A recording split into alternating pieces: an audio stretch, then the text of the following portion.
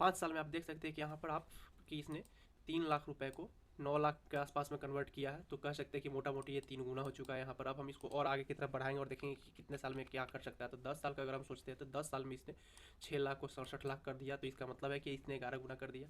अब हम इस 10 साल को और हम आगे की तरफ ले चलते हैं 5-5 साल के अंतराल पे। तो 5 साल के अंतराल पर देख सकते हैं कि 9 लाख को इसने 4 करोड़ 44 लाख बना दिया। तो आप कह सकते हैं कि मोटा मोटी तौर पर इसने यहाँ से आपके पैसे को 50 गुनी बना चुकी है।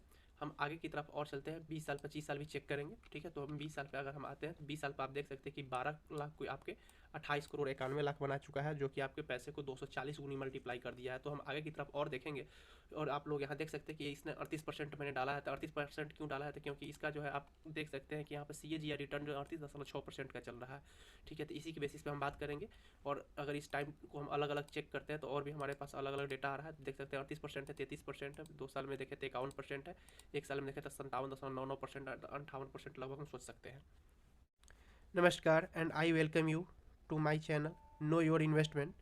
दोस्तों, यदि आप म्यूचुअल फंड में इन्वेस्ट करते हो या करने की सोच रहे हो तो मैं आपके लिए एक ऐसे स्मॉल कैप म्यूचुअल फंड का सिलेक्ट करके लाया हूं जो आपके पोर्टफोलियो में होना ही चाहिए। मैं दोबारा बोल रहा हूं कि ये आपके पोर्टफोलियो में होना ही चाहिए, क्योंकि इसने अपने कैटेगरी में दूसरे म्यूचुअल फंड के कंपेयर में पिछले 2-3 सालों से नंबर 1 रैंक पर काबिज है। क्योंकि इस म्यूचुअल फंड का रिटर्न आपकी सोच से कई गुना ज़्यादा होने वाली है, क्योंकि इसने 4 सालों का जो CAGR रिटर्न है बम्पर दिया है। इसको देखकर इन्वेस्टर जो इसमें इन्वेस्ट करने के लिए पागल हो रहे हैं, क्योंकि इसके 5 साल में म्यूचुअल फंड ने आपके पैसे को 3 गुनी कर दिया है। और तो आने वाले 10-15 सालों में देखेंगे क्या होने वाला है इसका रिटर्न। जानेंगे डिटेल्स इस म्यूचुअल फंड का इस वीडियो में। लेकिन इससे पहले अब तक आपने इस वीडियो को लाइक नहीं किया तो बस एक लाइक का बटन दबाकर इसे सब्सक्राइब जरूर कर लीजिएगा, क्योंकि हम ऐसे ही फाइनेंशियल वीडियो आपके लिए इस चैनल पर लाते रहते हैं। तो चलिए करते हैं एनालिसिस। सबसे पहले हम बात करेंगे इसका। यहाँ पर आप देख सकते हैं कि कैटेगरी जो है इसने ना रैंकिंग जो देखेंगे रिटर्न का, तो आप देख सकते हैं कि ये जो फंड है 58% का रिटर्न दिया, जबकि इसी फंड का जो है दूसरे कैटेगरी का जो दूसरे फंड है ना वो 34% का रिटर्न दिया है। जबकि 3 सालों में इस फंड ने 33% दिया, जबकि इसी कैटेगरी के दूसरे फंड ने 24% का रिटर्न दिया। इसने ओवरऑल जो 41% का दिया, जबकि इसके कैटेगरी में अदर ने उसका क्या दिया, उसका इस पर वैलिड इस पर डेटा नहीं दिखा रहा है। लेकिन इसके बेसिस पे यहाँ पर एक और चीज़ किया गया है कि इसका रैंक जो है आपको दिखाया जा रहा है कि ये वाला आपका रैंक है। ठीक है, तो 1 साल में भी आप देख सकते हैं कि जिसने 58% दिया, जबकि अदर म्यूचुअल फंड ने इसमें 34% दिया, इसने 33% दिया, जबकि दूसरे ने इसके कंपेयर में मात्र 24% दिया। तो इसी के बेसिस पे इसने यहाँ पर भी रैंक 1 मिला और यहाँ पर भी रैंक 1 मिला। तो हम फिर आगे की तरफ बात करते हैं कि इसका रिटर्न क्या है। तो यहाँ पर आप देख सकते हैं कि 6 मंथ का रिटर्न 28.72% है। यहाँ पर आप देखिए 1 साल का रिटर्न करें तो आप देख सकते हैं कि 57.99% का है। और हम 3 साल का रिटर्न देखें तो यहाँ पर 32 जो है 99% का। ओवरऑल बात करें तो 41.41% का है। ठीक है, तो ये तो है एनुअलाइज रिटर्न। तो हम बात किए थे CAGR का रिटर्न, तो आप देख सकते हैं कि CAGR का रिटर्न आप देखे थे 1 साल में 57.99% का है। इसी तरह से 2 साल में बात करें तो 51 जो है आपका 39% का है। इसी तरह से हम आगे की तरफ और फर्दर देखते हैं तो 33% का रिटर्न है 3 साल में। इसी तरह से 4 साल का भी अगर करते हैं तो 38.60% का है। तो इसी के बेसिस पर हम आपको अब ले चलते हैं कैलकुलेटर पे। कैलकुलेटर पर ले चलते हैं तो आप देख सकते हैं कि 5 साल में ना इस फंड ने यहाँ पर आप देख सकते हैं कि 3 लाख का जो आपका यहाँ पर आप देख सकते हैं कि आपने कितना इन्वेस्टमेंट किया। इन्वेस्टमेंट अमाउंट जो आपको यहाँ पर दिखाएगा 3 लाख है। और आपका टोटल जो है अमाउंट जो है ना ये जो है 8.95 लाख लिखे हुआ था, अर्थात 8,95,000। तो मोटा मोटी कह सकते हैं कि ये ना 9 लाख के करीब है। तो आप सोच सकते हैं कि 3 साल का 3 लाख का ना 9 लाख बना दिया कितने सालों में, तो 5 सालों में। तो हम इसी के बेसिस पर आगे की तरफ और देखते हैं। तो हम 10 साल पर करते हैं तो 10 साल पर आप देख सकते हैं कि इसने जो है 6 लाख को ना 67 लाख में कन्वर्ट कर दिया है। जो कि आप सोच सकते हैं कि 6 लाख का 67 लाख कन्वर्ट करेगा तो 11 गुनी हो जाएगी। फिर हम बात करते हैं कि आगे की तरफ इसको हम 5 साल और फर्दर आगे की तरफ करते हैं। आप देख सकते हैं कि 9 लाख का जो आपका इन्वेस्टमेंट इसको ना 4 करोड़ 44 लाख बना दिया है। तो आप कह सकते हैं कि 50 गुनी हो चुक जाएगी। इसी तरह से हम आगे की तरफ करते हैं बात, तो 15 की जगह पर अब इसको हम 20 साल अगर करेंगे तो 20 साल में 12 लाख को इसने 28 करोड़ 91 लाख बना दिया, जो कि 240 गुना हो जाएगी। इसी तरह से हम आगे की तरफ बात करते हैं तो आप देख सकते हैं कि इसको हम 25 साल पर अगर हम सोचते हैं तो 25 साल पर 15 लाख रुपए को, मात्र 15 लाख को इसने 187 करोड़ बना चुका है।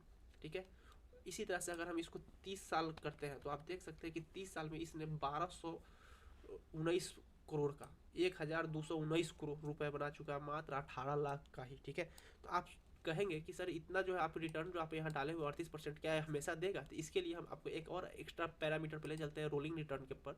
तो आप देख सकते हैं कि इसने ना 30% से ज़्यादा का रिटर्न दिए हुआ है। कितने बार? साल भर में तो 61 बार दिया है।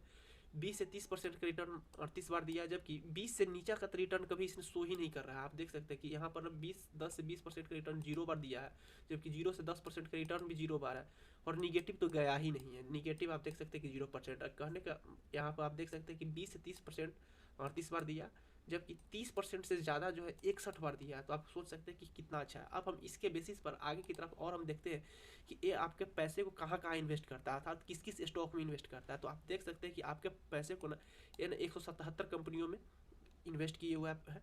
जैसे आप देख सकते हैं कि LT फूड्स लिमिटेड है, PCBL लिमिटेड है, चोलामंडोलम फाइनेंशियल होल्डिंग है, इसी तरह से अरविंद है। तो यहाँ पे जो है LT कंज्यूमर स्टेपल में है, जबकि PCBL केमिकल में है, फाइनेंशियल में आपका चोलामंडोलम है, अरविंद टेक्सटाइल में है, सोवा कंस्ट्रक्शन जो है में है।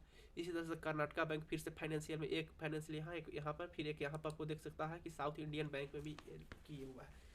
ठीक है, तो इसी के बेसिस पर हम आगे की तरफ बात करते हैं कि आपके पैसे को ओवरऑल कहाँ कहाँ रखे हुआ है, किस किस सेक्टर में। ये तो आपको स्टॉक वाइज दिखा, अब सेक्टर वाइज दिखाते हैं। तो सेक्टर वाइज में हम चलते हैं, तो आपके पैसे को ना इसने इक्विटी में लगा के रखे हुआ है आपको 89.9 अर्थात 90% के आसपास में, और कैश जो है 10% रखे हुआ है। तो अब जो है इसका एलोकेशन सेक्टर वाइज करते हैं, तो आप देख सकते हैं कि इसने सबसे ज़्यादा फाइनेंशियल में आपका रखे हुआ है। उसके बाद में आप देखें तो हेल्थ केयर में रखे हुआ, फाइनेंशियल में 20.8% है, जबकि हेल्थ केयर में इसने 12.8% है। इसी तरह से सर्विस में 10.9% है, कंस्ट्रक्शन में 8.9 है, केमिकल में 7.6 है, इसी तरह से कंज्यूमर में 7.4 है। उसके बाद में कैपिटल गुड्स में जो है 6.4%, मेटल एंड माइनिंग में बात करें तो आपका जो है 5.5 है, और अदर जो है मतलब छोटे छोटे सेक्टर में भी मिलाकर जो टोटल है 19.7% का है। अब हम इसके साथ ही हम आगे की तरफ बात करते हैं कि इसका एग्जिट लोड ये सब जो देखते हैं कितना है। तो सबसे पहले बात कर ले एक्सपेंस रेशियो का, तो जो बहुत ही अट्रैक्टिव है, 0.41% है इसका जो है। एग्जिट लोड जो है 1% अगर आप इसे 1 साल के अंदर में रिडीम करते हैं, अर्थात इसको बंद कर देते हैं, तोड़ देते हैं इस फंड में इन्वेस्टमेंट करना, तो ठीक है। तो इन सबों की बात कर रहे हैं, तो आप सोच रहे होइए कि इसका फंड का नाम क्या है। तो चलिए आपको फंड का नाम दिखा देते हैं। इस फंड का नाम है बंधन का है, स्मॉल कैप है, और वो भी इसने डायरेक्ट ग्रोथ का प्लान में है।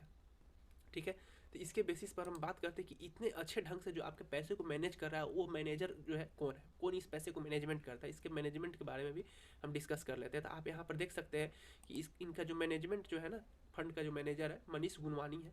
मिस्टर गुनवानी जो है BTech किए हुए और PGDM किए हुए, और इनका एक्सपीरियंस का बात किया जाए तो इन्होंने पहले अभी तो ज्वाइन किया हुआ है इन्होंने बंधन बैंक म्यूचुअल फंड का, लेकिन इससे पहले IDFC म्यूचुअल फंड में भी इन्होंने काम किया, और इन्होंने और जो है निपॉन म्यूचुअल फंड में, ICICI प्रूडेंशियल में काम किया हुआ है।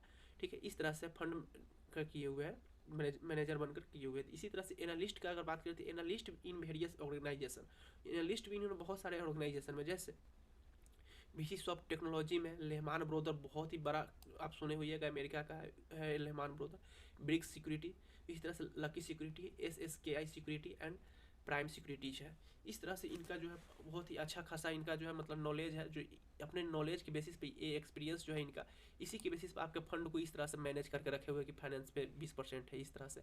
इसी तरह से आपका स्टॉक का भी था। तो ये है आपका वीडियो। कैसा लगा ये वीडियो आप कमेंट करके निश्चित बताएं। अगर अच्छा लगा है तो वीडियो को लाइक और शेयर सब्सक्राइब करना ना भूलें, इससे हम मुझे मोटिवेशन मिलती है। Thank you for watching the video.